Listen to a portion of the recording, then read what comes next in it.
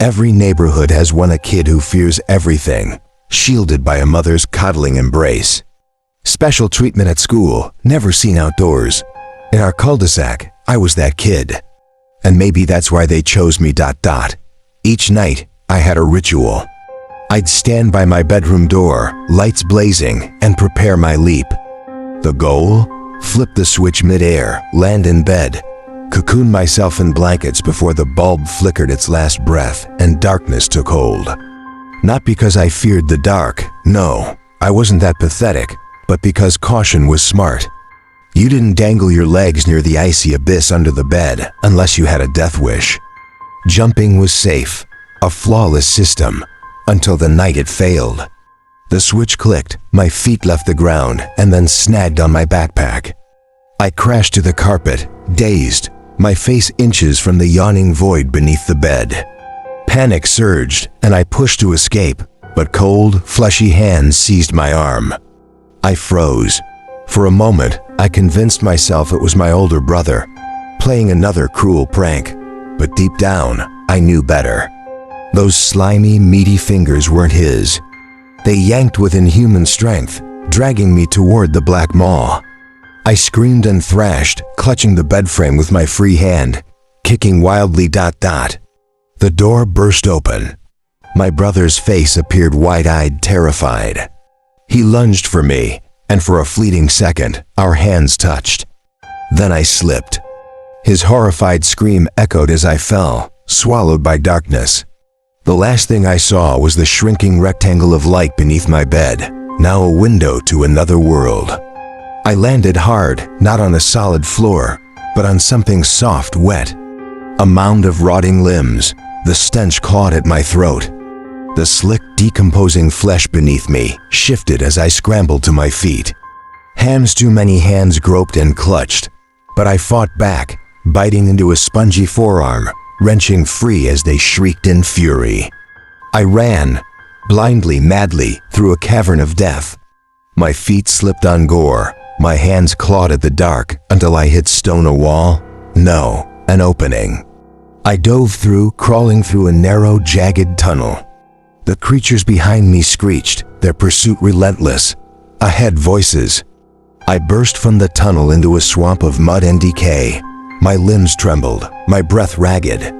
And then I heard him. A man shouting, his voice thick with rage and madness. His words made my blood run cold. "Vermin, no escape. You will be caught, devoured alive." I stumbled through thorned bushes that tore at my skin, their black needles slick with a strange, warm fluid. Above me, the night sky revealed its horror, not stars, but countless eyes. They glimmered, darting, searching, watching. Their gaze pierced through the brush, hungry and merciless. I pressed my fist into the dirt, choking back sobs, praying for dawn, for rescue, for anything. The madman's screams echoed endlessly, his wrath painting the air with despair. I huddled there, paralyzed, in a world where the sky hung heavy with sentient malice, and the earth reeked of rot. This wasn't a nightmare or some twisted prank. I had fallen into a place beyond comprehension, a realm of shadows and eyes, where dawn might never come. When I woke up, except I didn't really wake up, there was a faint green light cast over everything. It wasn't dawn, not in any sense I understood. The light was sickly, like decay given form, and I might have ignored it entirely if it hadn't signaled the end of the madman's rant. His echoes retreated into the earth. The leathery creatures with bat-like wings took flight in the distance. And finally, a silence so thick it felt alive settled over the landscape. I was alone. I clung to the hope that this wasn't real. This nightmare realm under my bed couldn't exist. But the longer I stayed hidden, the harder it became to deny the truth. My mind slipped into a hazy numbness, exhaustion overriding fear. When I opened my eyes again, the pale green sun or whatever it was hung directly overhead.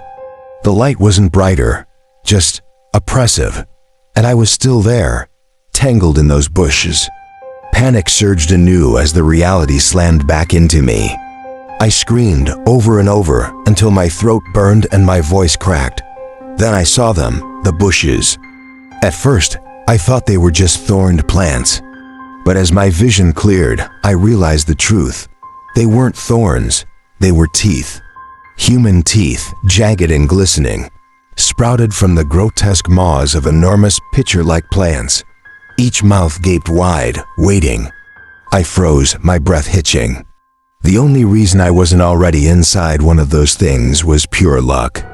Trembling, I shifted an inch, and the nearest bush quivered, its maw twitching hungrily.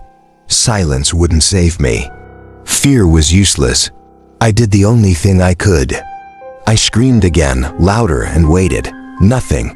I screamed until my voice was raw, tears streaking down my filthy face. And then he appeared. Across a narrow gulch, a boy stood watching me. Older than me, maybe by a few years. His face was streaked with mud and grime, his hair a tangled, matted mess. He gripped a heavy staff in one hand, his eyes hollow and distant. Without a word, he leapt across the gap, landing silently. He drove the staff into the mouth of the nearest plant, forcing it closed, then stared at me expectantly. I didn't need further prompting. Crawling out, I avoided the snapping jaws and stumbled to my feet. I turned to thank him, but he was already walking away, climbing up a boulder and disappearing over a ridge. What else could I do? I followed. The climb was brutal. My hands scraped against jagged stone. My legs ached with every step. Blood slicked my palms, but I couldn't stop. Above the ridge, the landscape unfolded in all its monstrous glory. Under the pale green disk, the world stretched out like a corpse laid bare. It wasn't just dark. It was anti-light. Shadows seemed to pulse, shifting in and out of focus. The terrain was a chaotic blend of cracked earth and treacherous swamps. Nothing held still. Plants oozed, and the ground itself seemed to breathe, exhaling foul, sulfurous air. Everything here felt alive and hungry. I chased the boy, my legs burning, my lungs screaming for air. He never looked back, navigating the nightmare terrain with practiced ease. I stumbled, fell, and dragged myself onward, driven by the primal terror of being left alone in this place. Finally, we reached a hollow, a cluster of stones forming a crude shelter. And there, I saw them other kids. They sat in silence, their faces gaunt and hollow-eyed. A dozen of them, from different corners of the world, their clothes tattered and stained. A girl with dark matted hair used hand motions to communicate with another boy. It didn't take long to realize none of us spoke the same language. We had been pulled under our beds from homes across the globe. And now we were here, trapped together in this abyss where time and light were warped, where the sky was filled with cold, unblinking eyes. I collapsed onto the stone floor, my body trembling. My mind raced with the horrifying truth. They hadn't found a way out. We were all still here. This was my new reality. And there was no escape. I tried to steady myself as the dim, oppressive evening dragged on. I didn't want to be that kid again, the one who cried, the one who froze in terror while everyone else pushed forward. But no matter how much I told myself to act, fear anchored me in place. Every time I thought of speaking to one of the other kids or even moving on my own, dread seized my throat and I stayed locked in my corner of the hollow. It was only when a greater fear loomed that I finally forced myself to rise. As the pale green anti-sun dipped behind the horizon, the madman's voice returned, loud and furious, his rant casting a shadow darker than the night itself. The other kids stirred immediately. The oldest, a college-aged guy, lit a torch, its flame a pale, sickly anti-orange. It barely pushed back the encroaching dark, casting weak, wavering light that seemed more like a desperate gasp than a true flame. Without a word, the group began to move, following the older boy as he jogged away from the hollow. Panic gripped me. They were leaving. It was happening again. Shadows shifted at the edges of the feeble light. The leathery winged things from before circled overhead, their cries sharp and otherworldly. The darkness behind us seemed to breathe, alive and watching. I hurried after them, but keeping up was almost impossible. I could only see the other kids in my peripheral vision. If I looked directly at them, they seemed to vanish, mere ghosts in the gloom. The terrain rose and fell unpredictably, jagged rocks tearing at my hands and shins. My lungs burned, my legs wobbled, and despair clawed at my sanity. Above it all, the madman's voice thundered, his words cutting deeper than any physical wound. "Run, insects! The darkness is eternal. Even if you survive tonight, you will falter. Your strength will fade. Your will shall break. And then you will be theirs." His voice came from everywhere and nowhere, as if the very world spat his venom. It taunted us, mocked our weakness, reminded us that escape was a futile dream. I stumbled, tears streaming down my face. I couldn't go on. I couldn't survive this endless nightmare. Then it happened. I tripped hard, hitting the ground with a bone-rattling thud. The anti-orange torchlight moved on without me, and I was left in darkness. The younger girl screamed as something slithered near, too late to save me. A cold, slimy force wrapped around my legs, a pressure that squeezed tighter and tighter. I kicked wildly, but it was like struggling in quicksand. The others turned, their horrified faces barely visible in the dim glow as the college guy ran back, torch in hand. When the light hit me, I wished it hadn't.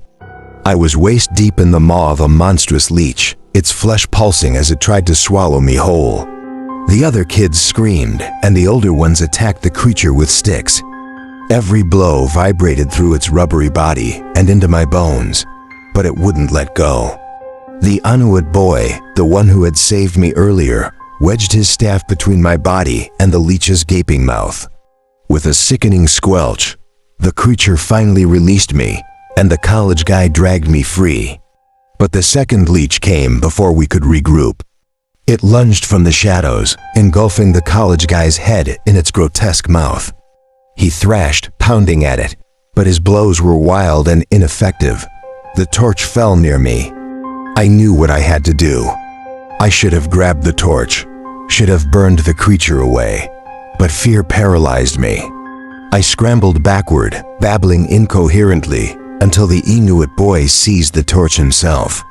He pressed the flame to the leech's side, and with a screech, it released its victim. The college guy stumbled back, blood pouring from a series of crescent-shaped wounds on his face, his screams muffled by the pain. We didn't stop, we couldn't. The college guy, his face a mask of agony, took up the torch again and led us through the endless wasteland of barren rock and shifting shadows. We ran beyond exhaustion, collapsing into a narrow cave as the pale anti-sun finally began to rise. The madman's voice faded, leaving only the echoes of his hateful laughter. Inside the cave, we tended to the wounded. The Japanese girl tore strips from her shirt to bind the leader's wounds, covering the leech's tooth marks. I stared at the shredded remains of my own pajama pants, the only thing that had kept those monstrous teeth from my skin. As I lay there, trembling and useless, a thought hammered in my mind. They're still here. These kids had survived night after night, but they hadn't escaped. None of us had. When I finally found my voice, I opened my mouth to apologize, to say something, but the words wouldn't come. What was the point? In this place, words meant nothing. Fear ruled everything. They wouldn't understand my words, and even if they could, no apology could erase the scars left behind. So I sat in my corner of the cave, suffocating beneath the weight of my own misery. I resolved not to fail like that again. But resolutions don't hold much power in a place like this. I failed again 6 or 7 days later. In those agonizing days, I learned the rhythm of survival in this world beneath my bed. We ate and slept in the pale morning light, scavenging meat from creatures that had torn each other apart in the night, or harvesting grotesque plants that had gone dormant after consuming their prey. Nothing here lived without killing. The air itself seemed to hum with predation. Every night we ran. Every night, a new terror emerged from the dark. There were other groups of kids scattered across the wasteland. Sometimes we'd form alliances to fend off particularly monstrous nightmares.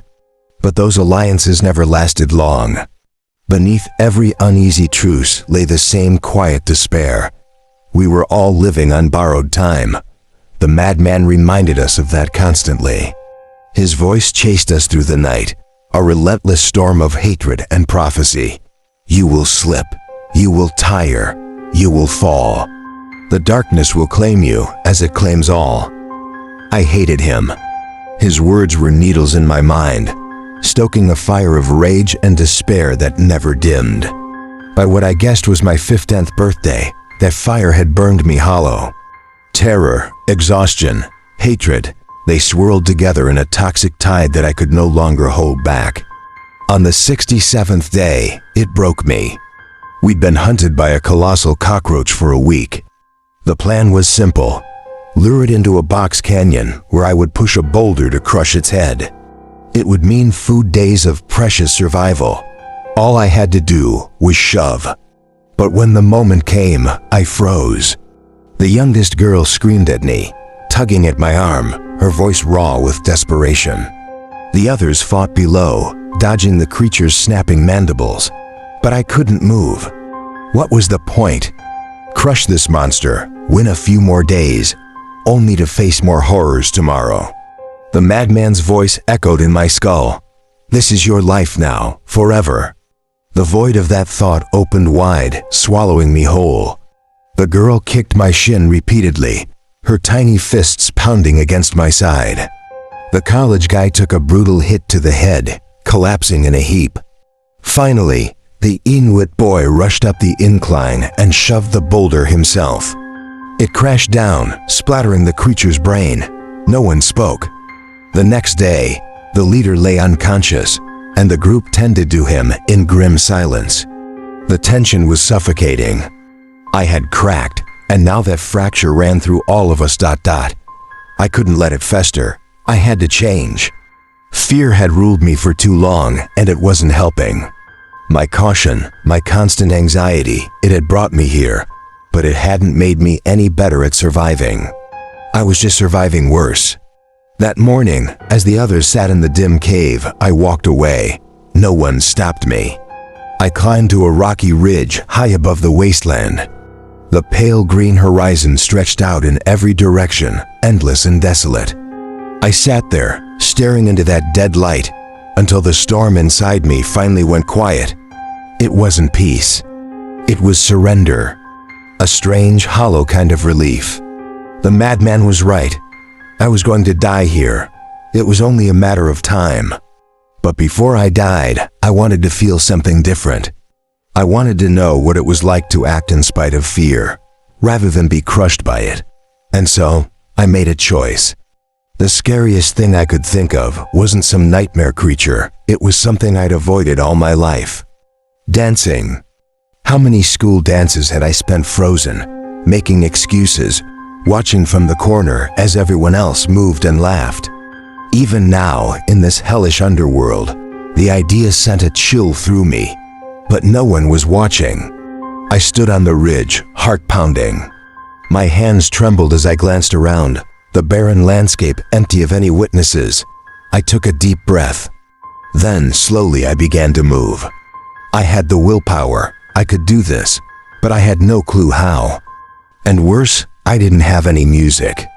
I tried to pull a melody from my memory, but it was like grasping at smoke. My mind, twisted and tormented by this hellish world, couldn't find its way back to the sounds of real life. Every tune I reached for crumbled into silence. Come on, one song, just one.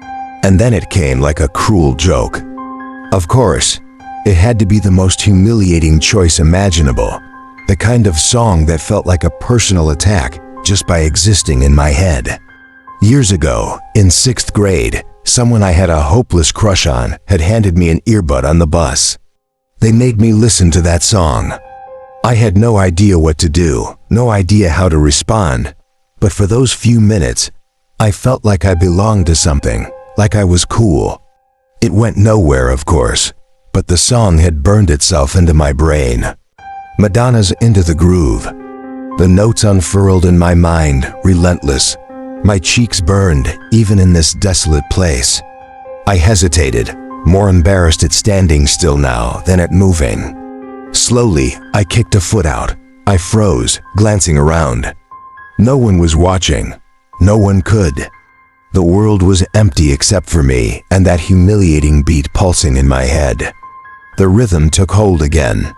I kicked my foot out once more, this time following with a stiff shuffle of my arms.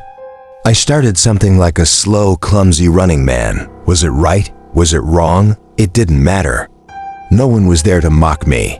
For the first time, I closed my eyes and let the imagined song take me.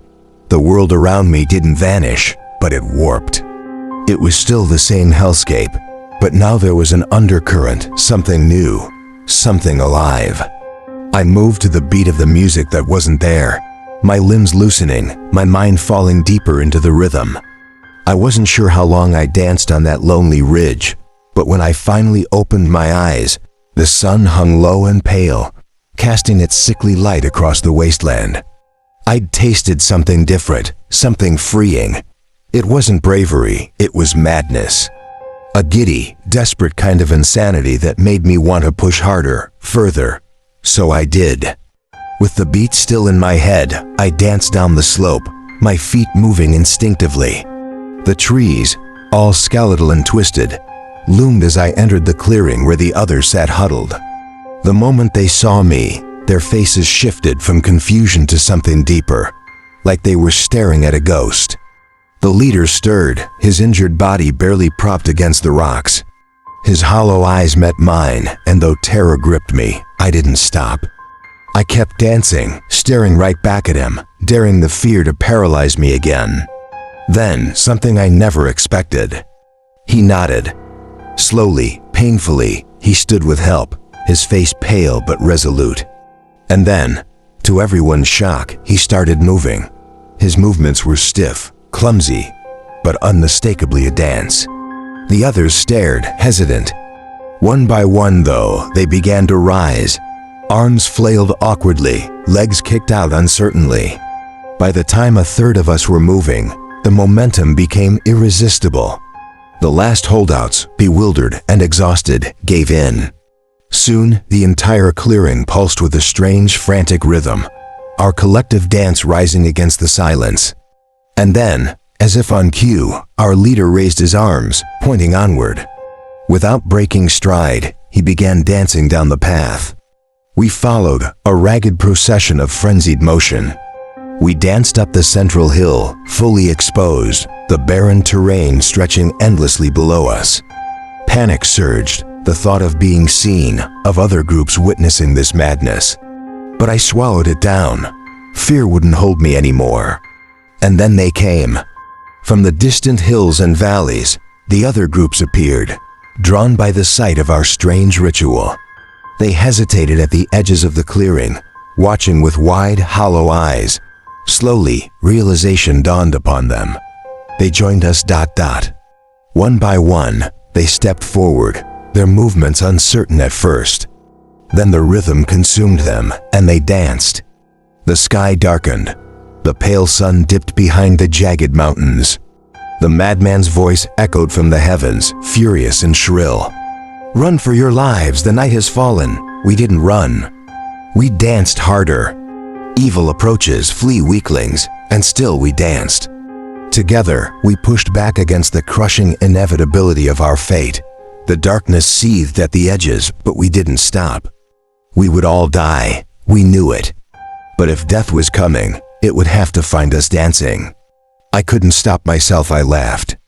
Once, that sound would have frozen me. Every nervous chuckle a bitter reminder of the terror sinking its claws into my soul. Once, laughter was just another form of despair. But now, it was absurd, meaningless. Some old lunatic was screeching from the shadows nearby. So what? Back home, we ignored guys like him, muttering on street corners. I wasn't the only one laughing. The others joined in, and soon the night was alive with the grotesque movement of the horrors we'd fled from for as long as we could remember. But none of it mattered anymore. Death loomed close, but we grinned, we laughed, we danced. Some threw themselves into it with wild abandon, spinning and leaping like maniacs. I closed my eyes not out of fear, but because it didn't matter. None of it mattered anymore. The madman's voice cracked, his frantic ranting losing its edge. "Stop, stop, stop dancing," some of us snickered. "There's no music," he shrieked, his words spiraling into the void. "It's silent. Why are you dancing? There's no music." He didn't get it. He never could. Of course there was music. Not music he could hear, but music nonetheless. The only sound that had ever truly existed here, louder and more real than his shrill protests. And then it hit me, this voice. His voice was the only one we'd heard since we arrived. All this time, he'd been the sole presence speaking into the abyss. Until now. The rhythm pulsed through me as I danced harder than ever, and I opened my mouth to speak. For the first time, my voice rang out. "You don't hear the music?" The group faltered, their eyes snapping to me, wide with surprise. My words broke the unspoken rule, the silence we'd been trapped in since the beginning. Then, for the first time, the madman responded directly, his voice dripping with disbelief. "There's no music." I laughed again, a fierce defiant sound. "Sure there is." Something shifted. The Inuit boy next to me nodded, his face lit with understanding. "I hear it too," he said, his voice steady despite the madness. Another voice chimed in, and then another. Soon, the air was filled with shouts, all aimed at the unseen madman. The creatures in the dark stirred, their shapes flickering and fading like shadows cast by a dying light. They lunged, but now their forms dissolved mid-step, evaporating into the thick fog. The nightmares had never been real, not truly. They were born from our fear, powered by our belief in their inevitability. The madman's voice grew more desperate, a fading echo from some crumbling realm. We danced, our movements tearing through the fragile reality he had built. The air felt different, heavier, as if the world around us was cracking like fragile glass. As the ground beneath us began to crumble, I knew it was almost over. The nightmare was breaking apart, collapsing under the weight of its own illusion. We exchanged names, whispered stories of home, and said our goodbyes. One by one, the others fell, swallowed by the pale green void. Their screams faded into silence, and soon it was just me and the Inuit boy who had saved me on that first day. I smiled, breathless, as we stood on the last patch of earth. "Maybe I'll see you out there," I said, my voice a whisper against the crumbling horizon. He shook his head with a wry grin and broke into the sprinkler dance I had taught him. "Maybe," he murmured, "if I live to be 400, and then the ground gave way." I fell screaming, tumbling through the emptiness until I jolted awake. The darkness around me was thick but familiar. A real, natural darkness. My heart raced as I sat up, gasping for air. Had it all been a dream? Just a twisted, impossible dream? But then I saw him, my older brother, standing frozen in the hallway. His wide eyes locked onto me, as if he'd just watched me claw my way out from beneath the bed. And in the dim light, I saw him mouth one word: "Run."